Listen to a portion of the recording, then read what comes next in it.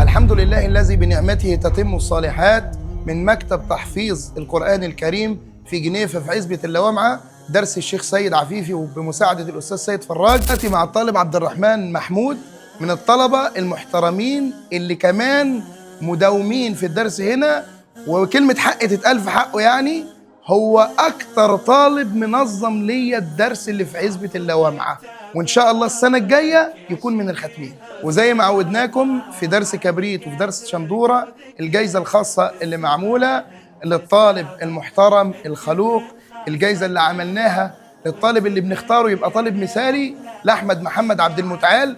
أوقات بيغيب، بس بعد ما بيغيب بيرجع تاني، وبرضه احنا بنحاول نقف معاه علشان هو بيشتغل قصاد الكلية بتاعته، قصاد بقى انه بيجهز نفسه عشان خاطر يتجوز. إيمان محمد محمود ان شاء الله هتكون السنه القادمه باذن الله هي من الناس اللي ختمين في الدرس دوت.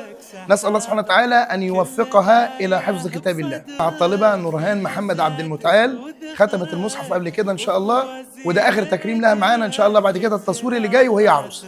ودلوقتي مع الطالبه روان محمد عبد المتعال في جائزه ختم القران في عزبه اللوامعه. نسال الله سبحانه وتعالى ان يوفقها، وكلمه حق تتقال، يعني هي اميز طالبه في الدرس اللي احنا فيه.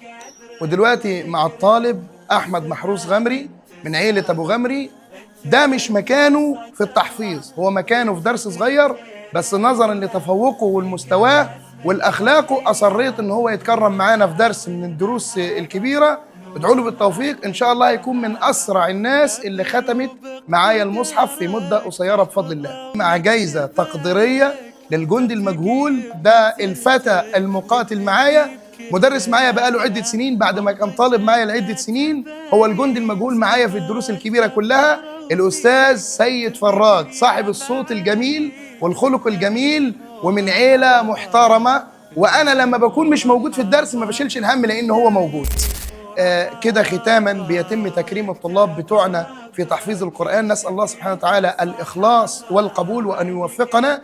لكن مطلب مهم جدا بقوله هنا وبقوله لكل الناس: اصبروا على أولادكم، اعتبروا القرآن الكريم هو الحياة، هو الأساس.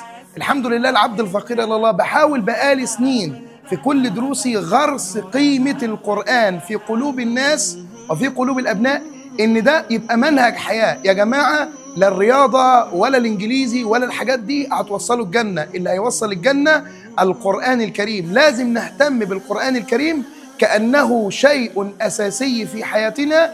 نعلم أن في محافظات أخرى عندهم القرآن الكريم وبعد كده مش مهم أي حاجة تاني. فنسأل الله سبحانه وتعالى أن يهدي قلوب العباد إلى حب القرآن الكريم.